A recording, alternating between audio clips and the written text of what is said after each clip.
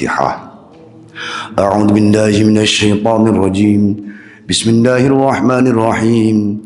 Alhamdulillahi rabbil alamin. Ar-Rahmanir Rahim. Maliki yaumiddin. Iyyaka na'budu wa iyyaka nasta'in. Ihdinas siratal mustaqim. Siratal ladzina an'amta 'alaihim ghairil maghdubi 'alaihim waladdallin. Assalamualaikum warahmatullahi wabarakatuh. Alhamdulillah. Wassalatu wassalamu ala Rasulillah Sayyidina Muhammad ibn Abdillah wa ala alihi wa sahbihi wa mawalah, amma ba'd. Yang sama-sama kita hormati jajaran kepengurusan DKM Masjid Khairul Ummah, wabil khusus ketua masih dalam perjalanan kayaknya.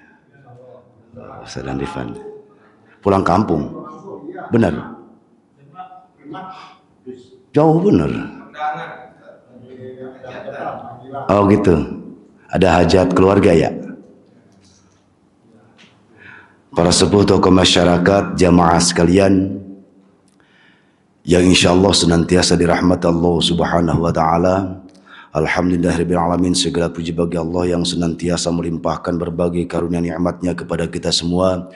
Di antaranya nikmat iman, nikmat Islam, nikmat sehat walafiat, panjang umur, dan berbagai kenikmatan-kenikmatan yang lainnya, kenikmatan yang tiada terhingga jumlahnya. Sehingga selaku hamba Allah yang beriman tentu dituntut untuk selalu bersyukur. Dengan rasa syukur itulah Allah mudah memberikan rahmatnya, Allah ridho. Dengan dasar itulah kemudian Allah akan memperbanyak kenikmatan-kenikmatan yang lainnya. Amin ya rabbal alamin.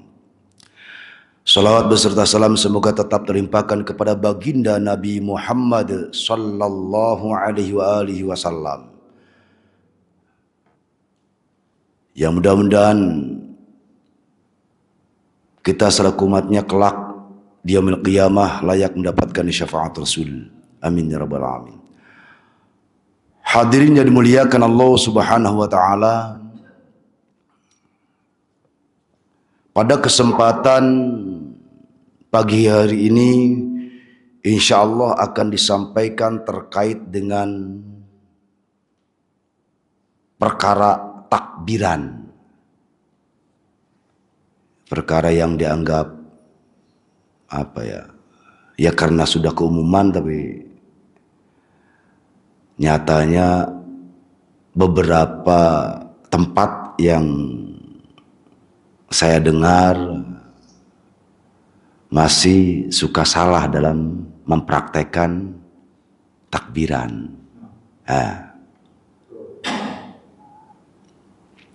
Jadi insyaallah pada kesempatan pagi hari ini kita akan bahas takbir dan tata caranya. A'udzu billahi minasyaitonir rajim. Bismillahirrahmanirrahim.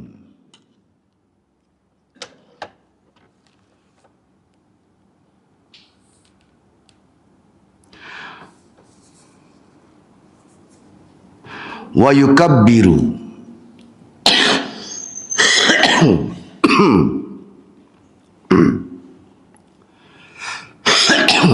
wa yukabbiru, dan bertakbir min ghurubis syamsi, dimulai dari terbenamnya matahari Lailatul Idi, pada awal malam Id, ila ayyadkhulal imam, sampai pada masuknya imam fi sholati, dalam sholat, wa fil adha, dan di dalam sholat Idul Adha, khalfas shalawatil faraidi, sesudah sholat-sholat yang wajib, min subhi yauma arafata, dimulai dari waktu subuh hari Arafah, ilal asri, sampai pada waktu asar, min akhir ayyamit tasyriki, daripada akhir hari-hari tasyrik. Yustahabu, disunahkan, at-takbiru, takbir, bi ghurubi syamsi, dengan terbenamnya matahari, lailatayil aidi, Idul Fitri wal Adha. Dimulai dengan terbenamnya matahari di awal 2 malam Id, yakni Idul Fitri dan Idul Adha. Wala farqa fi dzalika, wala farqa dan tidak ada perbedaan fi dzalika dalam takbir bainal masajid di antara masjid-masjid wal buyuti dan rumah-rumah wal aswaqi dan pasar-pasar. Wala bainal laili wan nahari dan tidak ada perbedaan antara siang dan malam. Wa inda izdihamin nasi dan ketika di dalam keramaian manusia. Manusia dalam keramaian, dalam kelompok, dalam suasana kalau bahasa kita itu di tempat publik. Nah, liwafiquhu untuk bersepakat ala dzalika atas takbir. Wala farqa dan tidak ada beda, tidak ada perbedaan bainal hadiri wal musafiri, di antara orang yang menetap dan orang musafir. Nah, maka perhatikan di sini yang perlu disepakati bersama bahwa takbir itu ada mursal, ada muqayyad. Takbir mursal itu berlaku takbirannya bagi 2 hari raya Id yang dimulai dari terbenamnya matahari. Lah kita mah saking senengnya waya asar udah takbiran. Ya. Padahal tuntunannya takbiran itu ya, kecuali hari Arafah ya. Tapi ini kita bicara takbir mursal dulu. Takbir mursal itu dimulai dari terbenamnya matahari sampai imam masuk sholat Id. Takbiran itu siang malam. Nah, bicara siang malam itu berlaku nanti ketika Idul Adha, hari tasyrik. Gitu kan. Tentunya takbir mursal ini berlaku ketika Idul Fitri, ketika matahari terbenam sampai esok, berarti matahari terbenam itu buka puasa terakhir kan begitu ya? Ya, buka puasa terakhir itu. Mulai dari terbenamnya matahari sampai imam masuk sholat. Nah itu semalam suntuk takbiran, silahkan. Mau di masjid, di rumah, di pasar, dimanapun berada. Wa inda izdihamin nas, ketika dalam keramaian, di ruang publik, bahasa kita itu kalau sekarang itu izdihamun nas itu ruang publik. Di kerumunan manusia dimanapun berada, orang bersepakat takbiran. Itu.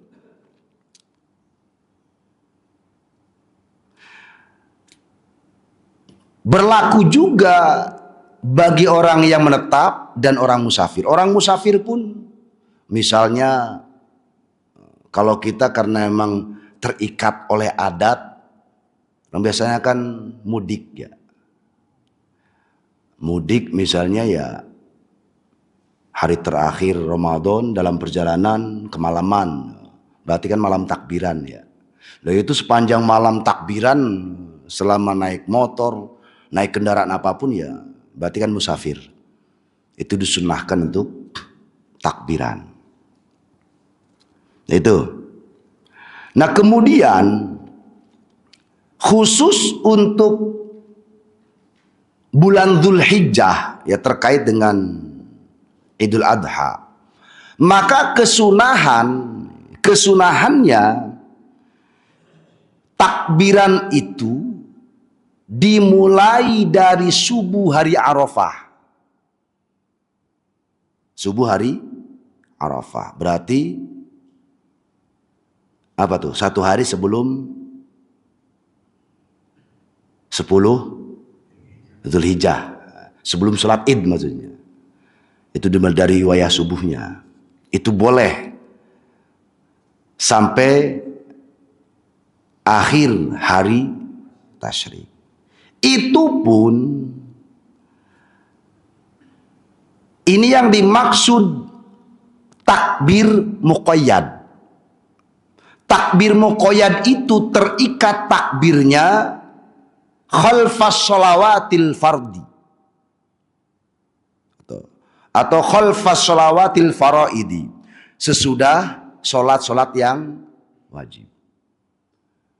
Nah masalahnya kan ini yang perlu ditegaskan bahwa takbir muqayyad selain yang mursal tadi yang semalam suntuk dimanapun terserahlah. Jadi kalau takbir mursal itu ya bebas. Jadi takbir mursal itu tidak terikat oleh waktu dan tempat. Baik Idul Fitrinya maupun Idul Adhanya semalaman takbir dimanapun. Tapi takbir muqayyad itu dibatasi takbirannya, kalau bahasa kita takbiran.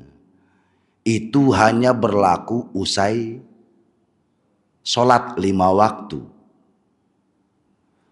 Kalau untuk bulan Dzulhijjah berarti dimulai dari subuh Arafah. Ya berarti habis subuhnya aja. Bukan kemudian takbirannya terus. Setelah subuh takbiran selama siang itu enggak. Jadi namanya takbir muqayyad. Dimulai dari subuh. Berarti ketika dimulai dari subuh hari Arafah, ya udah habis subuh takbir. Biasanya kalau kita kan umumnya dipimpin oleh imam. Nanti waktu zuhurnya, setelah zuhur takbir. Setelah sholat asar takbir. Nah itu takbir muqayyad. Jadi hanya berlakunya setelah sholat. Itu Arafah tuh, di hari Arafahnya. Jadi bolehnya takbiran ini di sini. Nah kemudian sebagaimana tadi ketika sudah memasuki malam Id, Idul Adha, ya itulah tadi masuk kategori kaifiyahnya, tata caranya takbir mursal. Doa semalaman silakan. Tapi ketika sudah imam masuk sholat Id, semenjak itulah berikutnya tidak lagi boleh takbiran. Takbirannya ya tadi di hari tasyrik itu pun berlaku habis sholat Id. Nah masalahnya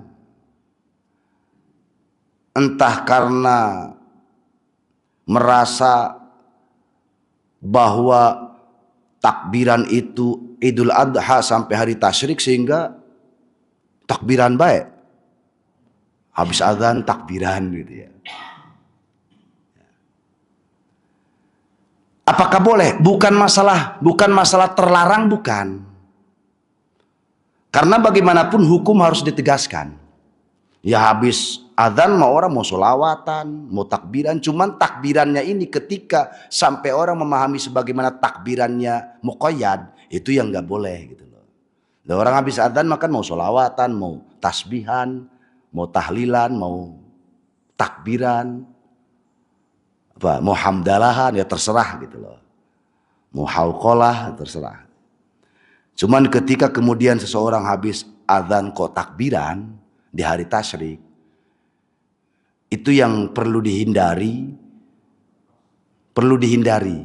Bukan kemudian dilarang sama sekali, perlu dihindari. Karena khawatir bagi anggapan masyarakat awam itu dianggapnya kesunahan daripada takbir muqayyad. Padahal takbir muqayyad itu berlakunya hanya usai sholat. Itu. Jadi berakhirnya takbir muqayyad di hari tasyrik itu waktu asar. Berarti kemarin Sabtu ya. Sabtu itu berlakunya berarti asarnya. Habis asar ya takbir. Mau 2 kali, 5 kali. Biasanya kita punya kebiasaan dipimpin oleh imam. Gitu ya. Hadirin yang dimuliakan Allah Subhanahu wa taala. Dalilnya takbir fi Idul Fitri. Di dalam Idul Fitri qauluhu ta'ala adalah firman Allah Ta'ala. Walitukabbirullahi. Ini salah nih. Walitukabbirullaha. Harusnya begitu. Ini kadang suka salah cetak. Di sini berharokat kasroh. Padahal walitukabbirullaha. Dan hendaklah kalian bertakbir Allah pada Allah. Ini posisinya sebagai maf'ul. Alama hadakum, alama atas hidayah hadakum yang memberikan petunjuk pada kalian. Wa fil Idul Adha, dan di dalam Idul Adha bil qiyasi, diserupakan dengan qiyas, disamakan kedudukannya alaihi atas Idul Fitri. Wayugna dan dianggap cukup anhu dari takbiran hadis rawahu yang meriwayatkannya Al-Bukhari, Imam Bukhari, an Ummi Atiyah, dari Ummi Atiyah qalat, Ummi Atiyah berkata, kunna adalah kami nu'maru diperintah fil idaini, di dalam 2 id, bil khuruji,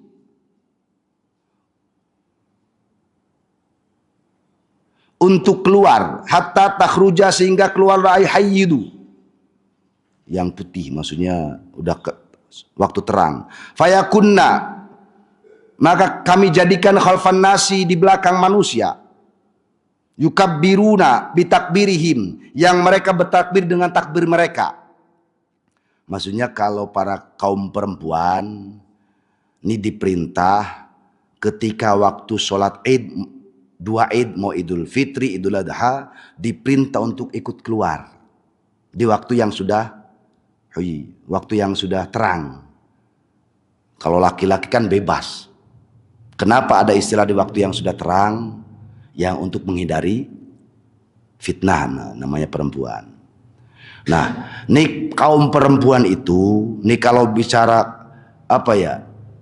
saking ingin menjaga ketertiban tuh, Nabi itu memberikan arahan, silakan wahai kaum perempuan, keluarlah pada hari Id, Idul Fitri atau Idul Adha, ketika waktu sudah teranglah. Dan jadikan kalian itu posisinya di belakang kaum laki-laki. Nah kalau kita mah sekarang ya, maksudnya biarkan kaum laki-laki memenuhi. Ya kalau lapangan, kalau masjid gitu. Kaum perempuan mah nyusul gitu loh maksudnya. Ini kan bicara ketertiban sebenarnya. Nah sekarang yang modelan begini kan gak ada. Ya siapa ge? Ya memang salahnya kadang kaum lakinya yang suka melambat-lambatkan. Sementara kaum perempuannya malah pada semangat. Ya. Itu bahasa Nabi itu memerintah demikian agar tertib gitu. Jadi kaum perempuan itu ya akhir-akhir aja lah, ketika sudah terang gitu. Ya katakan kalau sudah terang itu ketika matahari baru terbit, ya khalfan nas berarti ya ketika para manusia sudah keluar semua, sudah pada duluan gitu, di belakang manusia atau sekelompok orang.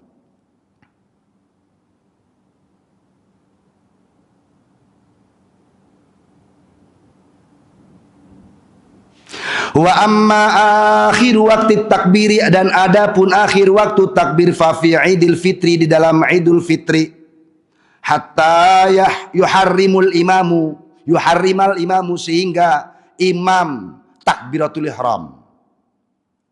Jadi takbirannya itu sampai pada ketika di Idul Fitri ini, sampai pada ketika imam memulai sholat maksudnya. Bi sholatil id, dengan sholat id. Hadza huwa sahih. Inilah pendapat yang sahih. Wa amma fil adha, dan adapun di dalam sholat Idul Adha, fasahihu, maka yang sahih indar Rafi'i, menurut Imam Rafi'i, anna akhirahu, sesungguhnya akhir takbir aqibas subhi, sesudah subuh, min akhir ayami tasyriki. Ini menurut Imam Rafi'i, sesudah sholat subuh di hari akhir tasyrik.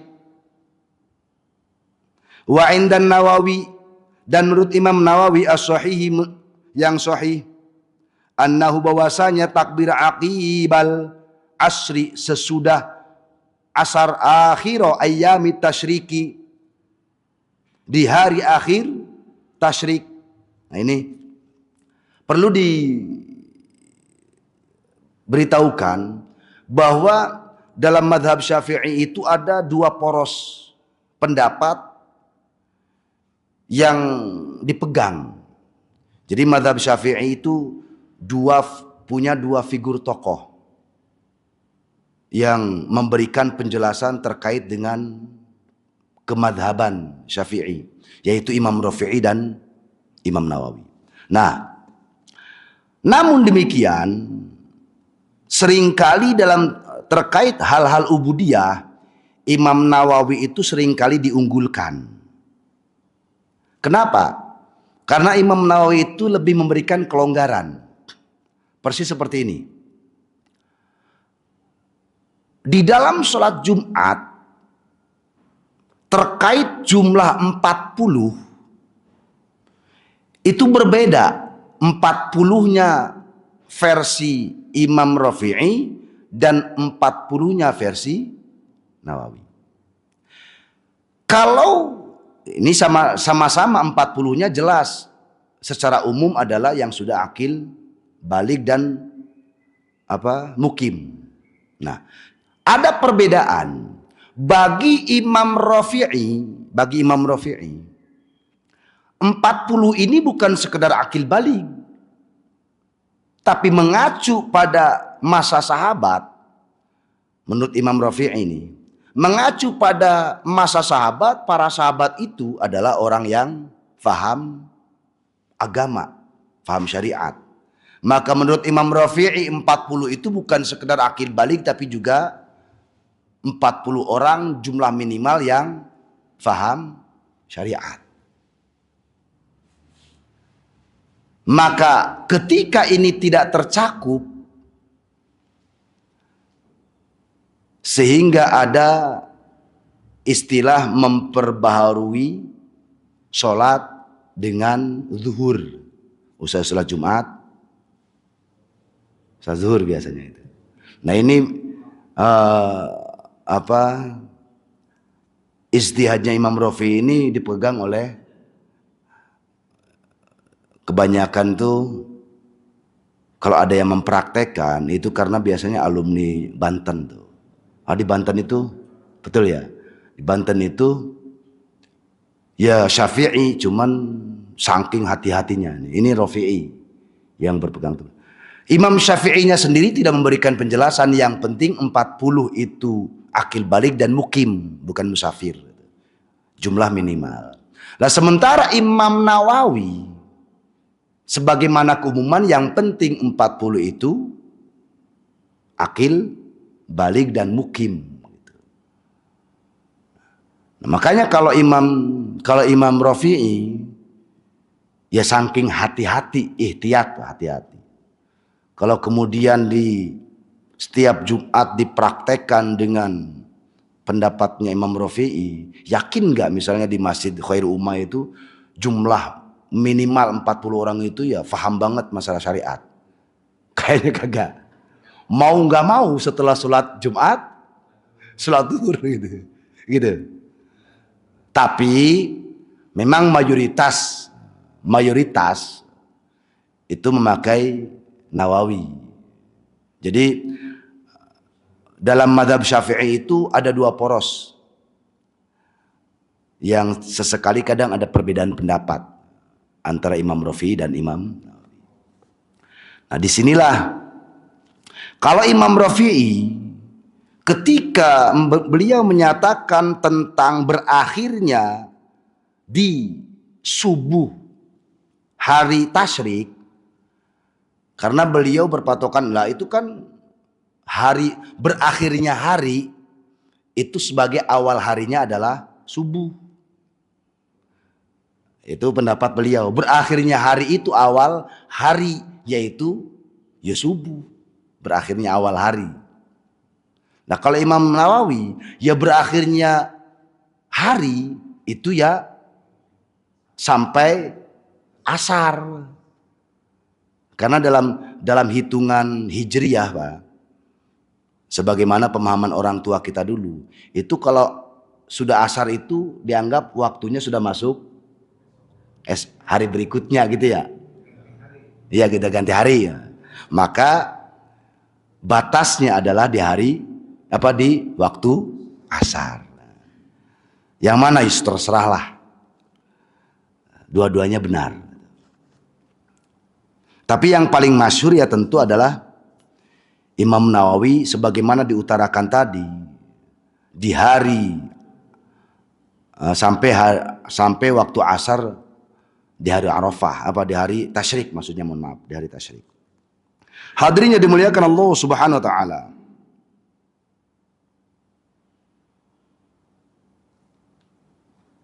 Wa kadza, dan demikian pula disunahkan takbir fi kulli sholatin nafilati, di dalam setiap sholat yang sunnah. Boleh, intinya mah habis sholat. Bahkan boleh kita takbir atau takbiran, kalau bahasa kita takbiran, itu dilakukan setelah setiap sholat sunnah, boleh. Kanat dzata sababin, baik sholat sunnah itu yang mempunyai sebab, au mutlaqatin, atau yang bersifat mutlak. Apa yang dimaksud yang mempunyai sebab dan yang mutlak? Yang mempunyai sebab itu adalah sholat sunnah yang terikat karena perkara. Misalnya sholat jenazah, itu kan ada sebabnya. Atau sholat sebab ba'diyah atau qobliyah ba'diyah, itu zat sabab. Kalau mutlak itu apa? Ya mutlak itu ya apapun sholat. Orang mau sholat hajat, kan sholat hajat itu kan bebas waktunya, yang tidak terikat oleh waktu. Sholat safar. Nah, di sini au fardu kifayatin, ya tadi disebutkan sama. Atau fardu kifayah ka sholati jenazati, setelah sholat seperti sholat jenazah. Ya misalnya ada orang yang meninggal di hari tasyrik, misalnya gitu ya, dari tasyrik, maka disunahkan habis sholat jenazahnya ya takbiran gitu.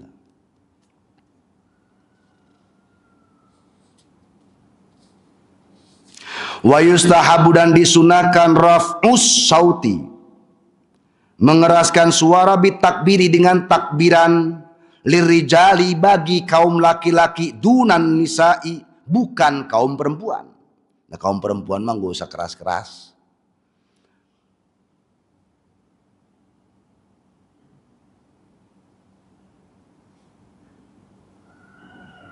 Wallahu alam bisawab.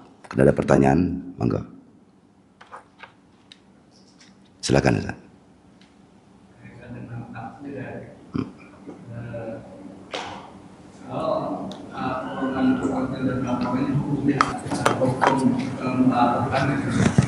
Pokoknya wajib sebenarnya gimana? Pertama itu kaitan dengan Indonesia khusus ya. Kan kadang-kadang ada perbedaan waktu antara Muhammadiyah sama pemerintah. Ya. Padahal itu harinya belum masuk misalkan. Besoknya sekarang kayak tadi takbir kayak ya. Takbir mukayyad. Hari sebelumnya boleh gitu. Kalau itu tidak. Iya. hari Arafah lah gitu ya. Nah ini terkait bener ya. Emang kaning ternyata ada perbedaan gitu. Misalkan plastik, kalau Muhammadiyah udah habis nih. Iya. Misalnya harinya kok nggak berbarengan gitu. Oke, ini pertanyaan bagus nih. Ini sebenarnya problematika bukan hanya dalam bab takbiran. Pada akhirnya problematika ya terjadi dalam bab Ramadan. Kan gitu? Ya kan ya? Ya, puasa atau Idul Fitrinya kan begitu. Maka jawabannya adalah dikembalikan kepada keyakinan masing-masing. Ya mohon maaf, orang condongnya kemana kalau bicara yakin kan gitu. Ketika misalnya saudara kita yang Muhammadiyah mendahului, ya karena keyakinan mereka begitu, ya silakan. Tapi ketika kita yang berbeda dengan mereka, ya jangan ikut-ikutan.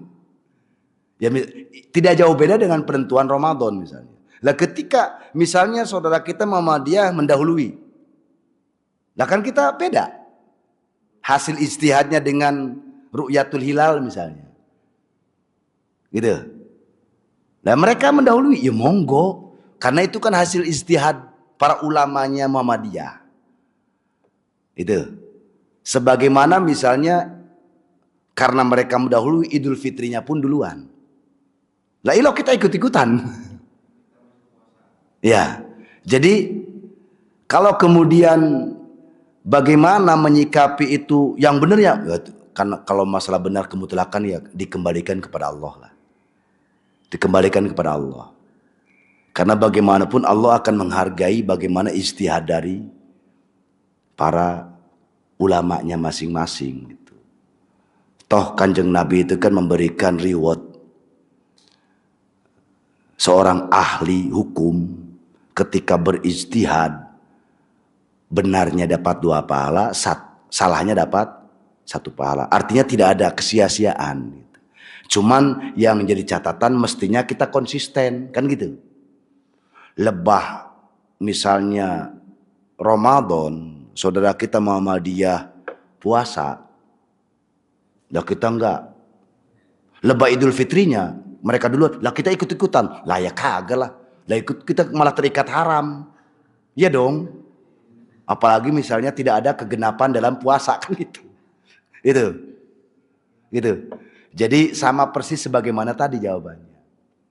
Nah, jika kemudian saudara kita mengawali takbiran kalau bahasa tadi, apalagi yang memang membedakan Idul Fitri dan Idul Adha itu kan Idul Adha diawali subuhnya hari Arafah. Lah kalau sama mending. Lah ternyata misalnya beda. Ya biarin aja yang beda mah. Gitu aja.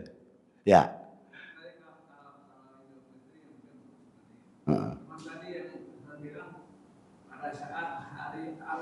Iya. Belum. Ya. Ya. Ya tadi kembalikan kepada ketetapan aja. Dikembalikan kepada ketetapan ulama setempat. Karena bagaimanapun kalau kita tidak mempunyai dasar yang menjadikan pegangan atas dasar keilmuan, wah kita ikut-ikutan, nah justru malah menjadi fitnah, gitu.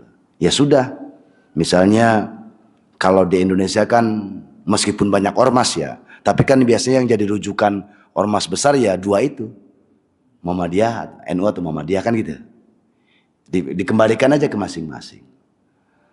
Karena tadi kalau misalnya bagaimana hakikat kebenaran, ya Allah Maha Pengampun jika atas keluputannya, dan Allah Maha Rahmah untuk memberikan anugerahnya gitu aja.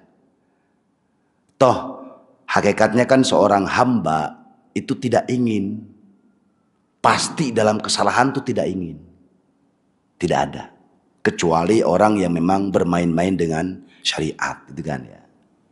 Kira-kira gitu Ustaz. Nggak usah khawatir. Takutnya saya dosa, enggak.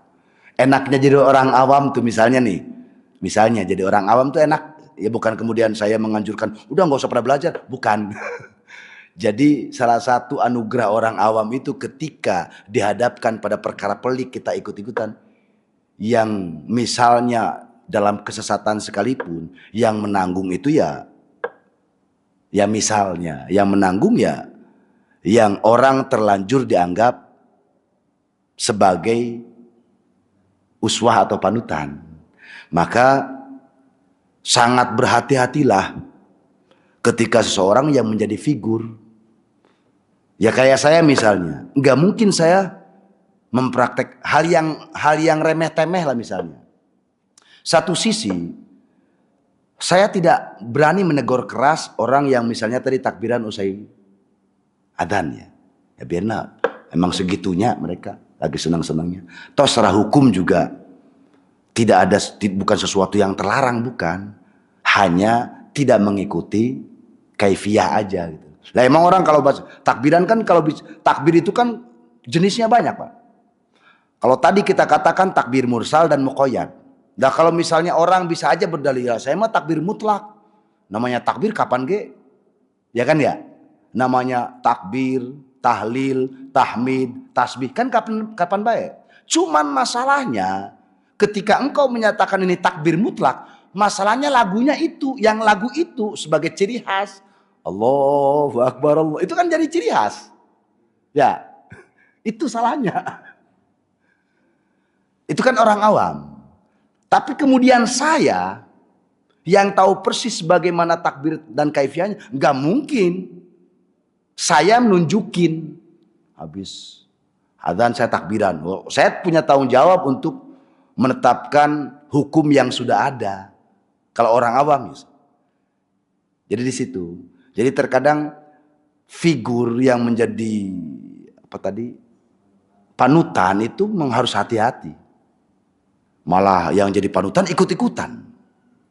Oh mohon maaf misalnya orang awam, ya kita merasa orang awam itu nongkrong di warung kopi gitu ya. Itu hal yang wajar. Wajar lah. Mereka itu hiburannya kok. Lah misalnya saya gitu ikut nongkrong di warung kopi. Ya, bukan masalah pantas tidak pantas. Ya, masalah adabiah gitu loh. Loh, ustadznya ge udah menongkrong. Lah nanti ditiru. Ya. Jadi kadang di situ seorang figur itu ya harus menjaga. Karena ya diam-diam diperhatiin. No, ustadznya kayak begitu sehingga bagi pengikutnya seenaknya. Itu yang dikhawatirkan kalau begitu. Ya tetap harus ada ketegasan dalam menetapkan hukum gitu. Tapi sekaligus juga harus luas untuk tidak mudah memberikan vonis. Apalagi misalnya emang belum pada ngaji.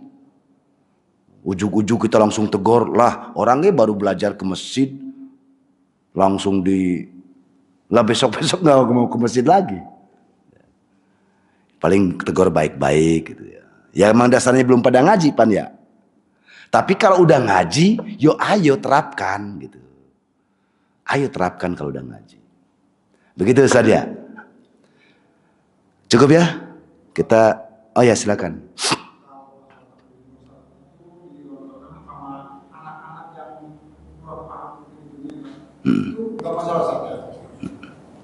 Ya. Oke. Apa harusnya kan bulan, tapi dia cuma itu aja juga ucapan dia. Itu masalah. Itu aja tuh yang gimana dah? Allah, udah gitu aja tuh. Oh iya. Gini ya, kita jangan bedakan dulu. Nanti dibahas antara sudah balik atau anak-anak gitu ya. Takbir itu pada dasarnya itu takbir aja. Allahu Akbar, Allahu Akbar, Allahu Akbar. Ini kalau ngikutin lagu. Saya nggak tahu sejarahnya kapan sih yang melakukan ini. Ada yang tahu nggak? Siapa yang menciptakan nada ini? Ya. Tapi mirip-mirip. Ya mirip-mirip lah. Tapi lagi-lagi. Oke, di Indonesia kan begini lagunya ya. Saya sampai detik ini belum tahu siapa yang membuat nada ini. Ya inilah namanya takbir sesuai dengan syariat sebenarnya. Ya takbir aja.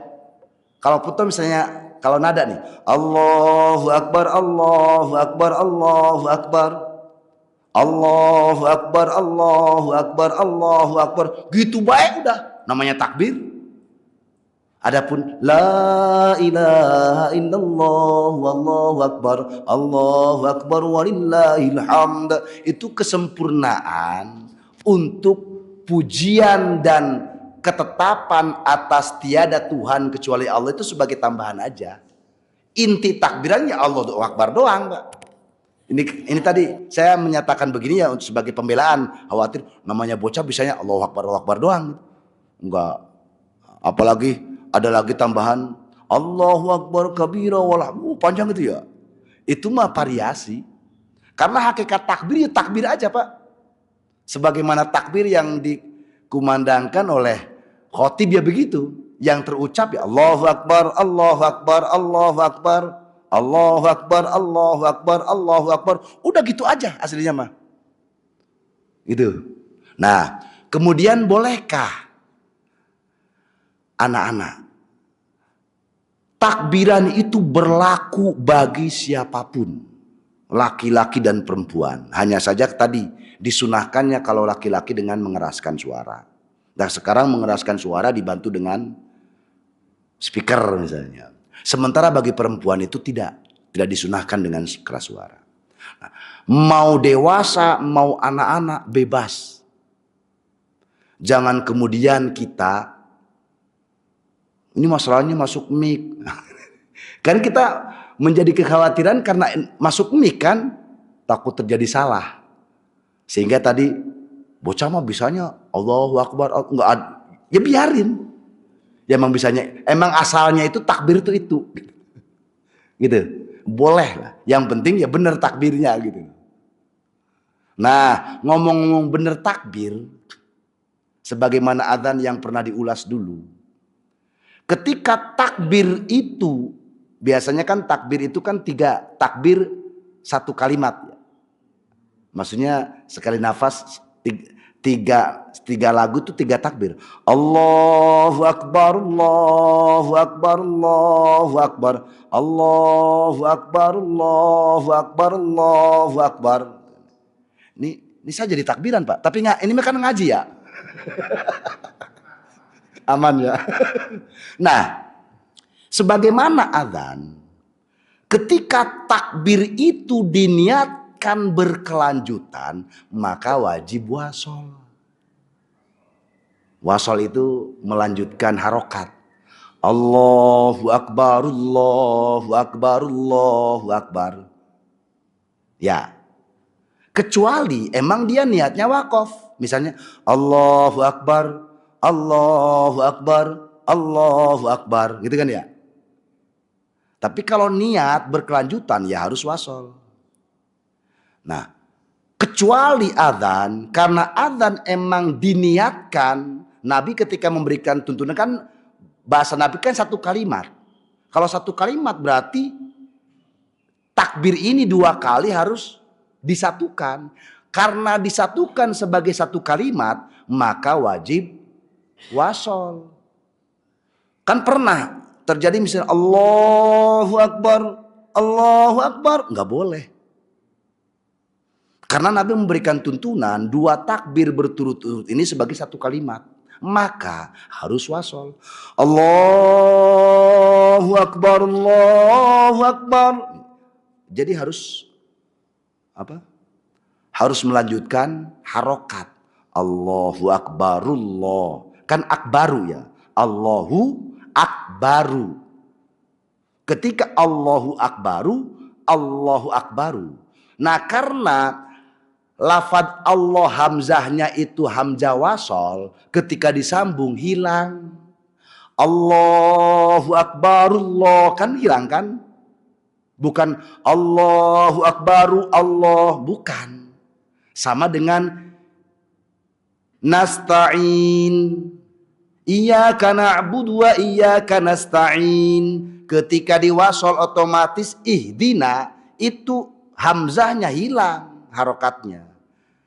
Iyyaka na'budu wa iyyaka nasta'inu dinas siratal mustaqim, kayak begitu. Gitu ya. Udah ya. Cukup?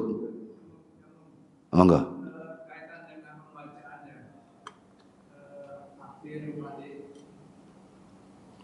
Namun misalkan kesalahan, contoh, kan Allah Akbar di waktu atau kedua Allah Akbar itu, kadang-kadang ada yang lihat di TikTok. Kalau misalkan Allah Akbar bahannya panjang, Allahu Akbar. Ini betul. Terus yang kedua, sering kedengaran di akhir. Walillahil hamd. Walillahil hamd. Betul. Ini bagus nih. Jangan kata dalam takbiran, justru malah yang fatal ketika adzan. Orang terjebak lagu. Ya. Kan namanya lagu kadang mendayu-dayu. Tapi dia mengabaikan bagaimana makhorijul huruf, bagaimana tajwidnya. Silakan dilakukan ya. Memang adzan itu enaknya begitu. Tapi harus paham. Misalnya Allahu Akbar, Allahu Akbar. Nah masalahnya gara-gara lagu Allahu Akbar, Allahu Akbar. Itu ya. Kalau tadi misalnya takbir Allahu Akbar, Allahu Akbar gitu. Itu salah. Karena dia sudah menambahkan panjangnya harokat. Seakan-akan setelah ba itu ada alif. Menjadi mad tabi'i kan. Padahal kalau ditulis sekalipun gak ada. Yuk bar aja. Allahu Akbar udah. Iya. Yang kedua tadi bagus. Seringkali ya mungkin orang tuh karena ikut-ikutan, mungkin dia salah dengar atau memang dia mendengar dari orang yang salah, kan bisa jadi. Allahu Akbar, Allahu Akbar, Allahu Akbar, la ilaha illallah, Allahu Akbar, walillahil hamd. Karunya harusnya kan walillahil. Karena ini lafad Allah lillahil. Tapi yang sering terdengar lillah ilham lah. Begitu ya? Lillah ilham. Haknya hilang. Ya salah. Sebagaimana juga haknya ada. Tapi dia mengabaikan bagaimana posisi qalqalah bagi huruf yang terakhirnya berharokat. Dia huruf qalqalah tapi waqaf. Itu harus ada. Harus ada pantulan. Dia awalnya benar. Walillahil hamd. Lah itu dalnya kemanain? Ya harusnya walillahil hamd. Dalnya ada. Walaupun pelan. Walillahil hamd. Dal ada, jangan dihilangkan, tetap ada walaupun samar. Dan selama ini kayak tadi kalau bisa, lillahilnya bener, tapi hamnya lah dalnya kemana ini? Walillahil ham. Hamnya apa nih? Ham itu bermakna kebimbangan. Lah kalau ham, ya mananya kebimbangan. Walillahil ham. Dan bagi Allah kebimbangan lah. Ya bahaya. Apalagi kalau berarti kan masa kalau kalau waqaf lama itu anggapannya apa? Tasdid. Ya. Walillahil hamd. Dan bagi Allah yang bimbang lah. Allah bimbang. Loh bahaya. Walillahil hamd. Ada pantulan dal. Karena bagaimanapun itu kan hamdu kan sebenarnya. Alhamdu kan. Walillahi alhamdu. Walillahi dan bagi Allah alhamdu segala pujian. Kan begitu. Ya. Ini bagus nih. Ya monggo.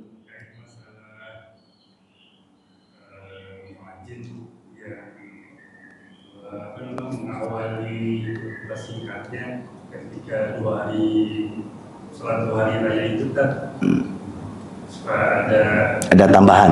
gitu ya. Baik itu sebelum khotib naik atau sesudah khutbah gitu. Bilal. Itu tuntunannya dari sahabat ada nggak? Nah, terkait dengan apa bahasanya? Pengantar. Kalau bahasanya kan pengantar itu Bilal. Berlaku Bilal adanya muadzin itu hanya di sholat Jumat. Adanya di sholat Jumat. Dan itu pun ya murni adzan. Adapun mengawali innallaha wa malaikatahu gitu ya.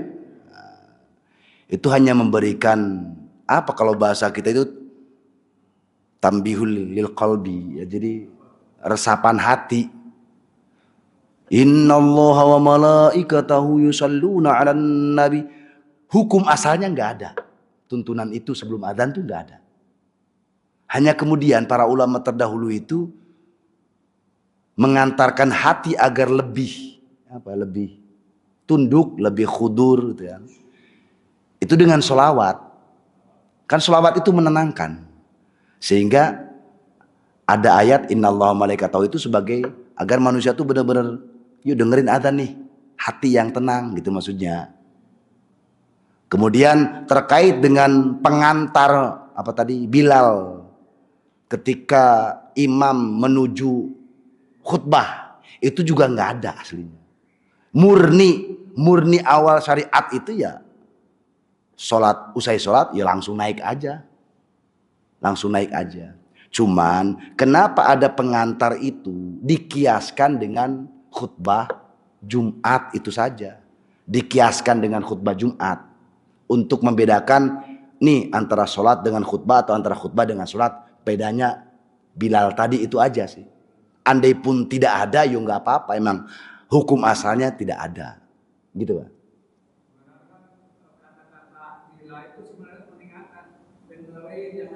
Nah, ansitu wasma'u wati'u rahimakumullah itu kan ya. Nah itu terkait dengan itu. Para ulama terdahulu di zaman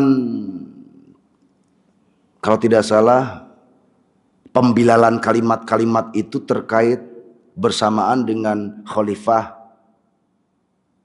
siapa? Umar bin Abdul Aziz.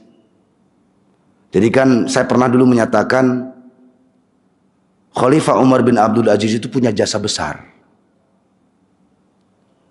Di zaman itu antara Sunni dan Syiah itu suka gontok-gontokan. Misalnya di masjid Sunni para khotibnya mencaci maki Syiah. Di masjid Syiah lebah khutbah khotibnya mencaci maki Sunni. Karena polemik yang sedemikian rupa seringkali terjadi pertikaian dan peperangan antara dua kubu ini. Di masa Khalifah Umar bin Abdul Aziz ini dua tokoh dipanggil. Tokoh-tokoh Sunni, tokoh-tokoh Syiah dipanggil. Beliau menyatakan, apakah kalian tidak ingat bagaimana Rasulullah Shallallahu Alaihi Wasallam betapa beratnya menyatukan persatuan umat, lalu dengan dalih atas dasar pemahaman kalian yang berbeda, lalu dengan mudahnya kalian memecah belah. Maka mulai saat ini hindari caci maki. Silahkan dengan keyakinan masing-masing. Itu masa Khalifah Umar bin Abdul Aziz. Nah, ketika beliau menyampaikan, kalau bahasa sekarang itu ultimatum lah, seorang presiden kepres lah. Kalau bahasa sekarang itu kepres. Beliau waktu itu membaca ayat, Innallaha ya'muru bil adli wal ihsan. Sampai selesai itu kan. Sesungguhnya Allah memerintahkan untuk berbuat adil dan ihsan. Apakah kalian adil memperlakukan sesama saudara dengan cara caci maki? Apakah kalian layak melakukan ihsan? sebagai atas nama Islam sesama saudara karena beda caci maki. Nah, kalimat atau ayat yang dibacakan oleh Khalifah Umar bin Abdul Aziz ini diabadikan sampai sekarang di akhir khutbah Jumat. Kan sebenarnya rukun khutbah itu kan diakhiri oleh apa? Doa. Ya kan? Aslinya rukun khutbah itu diakhiri dengan doa. Allahumma gfir lil muslimin. Selesai kan? Sampai terakhir birahmatika ya arhamar rahimin. Udah. Tapi setelah itu khatib menyatakan birahmatika ya arhamar rahimin, itu kan penutup apa? Penutup doa. Tapi setelah itu khatib melanjutkan innallaha ya'muru bil adli wal ihsan wa ita'idzil qurba wa yanha 'anil fahsya'i wal munkar sampai selesai. Itu ultimatum, itu warisan. Bagaimana dulu kalimat ini diabadikan untuk mengenang Khalifah Umar bin Abdul Aziz mendamaikan. Lah sekarang perdamaian itu hendak dirusak kembali terkait perang antara Iran dan Amerika atau Israel. Lah kalau kita bukan masalah fahamnya misalnya kita membela Israel, bukan. Kita berbicara sisi kemanusiaan. Allah menyatakan wala udwana illa 'alal zalimin. Tidak ada permusuhan kecuali bagi orang-orang yang zalim. Nabi sendiri memberikan kecaman. Barang siapa yang berbuat zalim, maka aku yang menjadi hakimnya. Nabi menyatakan begitu ketika ada orang muslim berbuat zalim kepada orang Yahudi. Nabi loh memberikan jaminan. Umat Nabi kok zalim, menzalimi Yahudi. Nabi itu melawan saudaranya. Artinya Nabi melawan umatnya sendiri karena berbuat zalim. Maksudnya di sini kan kita umat Islam kan ramai-ramai memberikan pembelaan terhadap Iran. Kita bukan masalah akidah mah. Kita jelas bersepakat untuk menyatakan bahwa Syiah itu sesat. Karena beberapa pengertian syariat dan akidahnya berbeda. Tapi ketika memberikan pembelaan, itu atas dasar kemanusiaan. Atas dasar kemanusiaan. Tapi bagaimana di medsos? Yang saya pahami kaum Wahabi yang memberikan counter yang luar biasa. Betul ya? Kalau kita mengikuti medsos ya.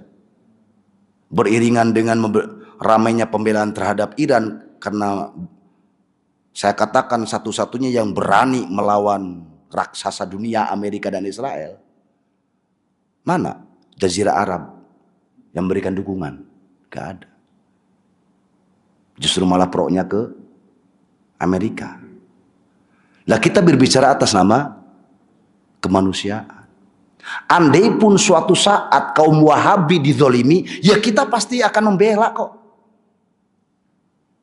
Jadi pembelaan itu mutlak loh berbicara kemanusiaan. Sebagaimana ketika Kanjeng Nabi menyuruh kita ta'awun, tolong menolong, itu tidak ada unsur apapun. Tolong menolong itu murni kemanusiaan. Ketika orang terjadi kecelakaan, masa kita, Pak agamanya apa? Lah orang nolong nanya agama dulu.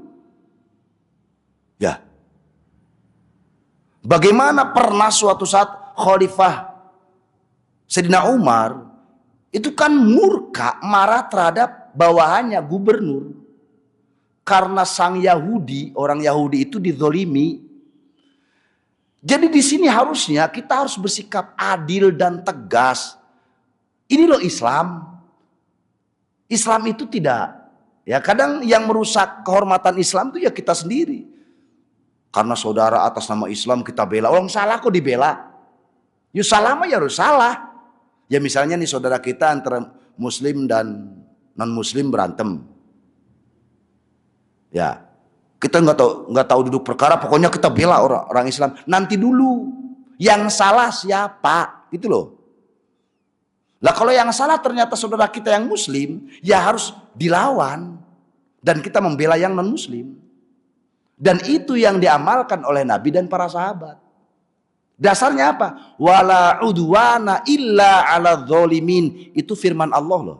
Dan tidak ada permusuhan kecuali kepada orang-orang yang zalim. Emang pelaku zalim itu siapa? Ya siapa saja. Yang terkadang kita terlalu bangga atas nama muslim, sering banget berbuat zalim kok. Sama tetangga, sama saudara, sama orang lain. Jadi permusuhan artinya melawan. Permusuhan itu melawan. Kita harus melawan terhadap kezaliman. Siapapun yang berbuat. Gitu ya. Jadi bukan kemudian kita menampakkan pembelaan terhadap Syiah itu karena ajarannya, kagak. Gak ada urusan.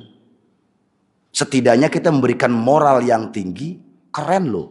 Ada yang berani melawan negara adik kuasa gitu loh. Itu doang loh. Itu spiritnya kan luar biasa. Masalah ajaran mah urusan mereka. Begitu ya. Jadi ngomong kemana-mana ini. Wallahu a'lam bishawab. Cukup ya? Alhamdulillah, amin, demikian. Mudah-mudahan sedikit banyaknya bermanfaat buat kita semua. Amin ya rabbal alamin. Wallahul muwaffiq ila aqwamit thariq. Assalamualaikum warahmatullahi wabarakatuh.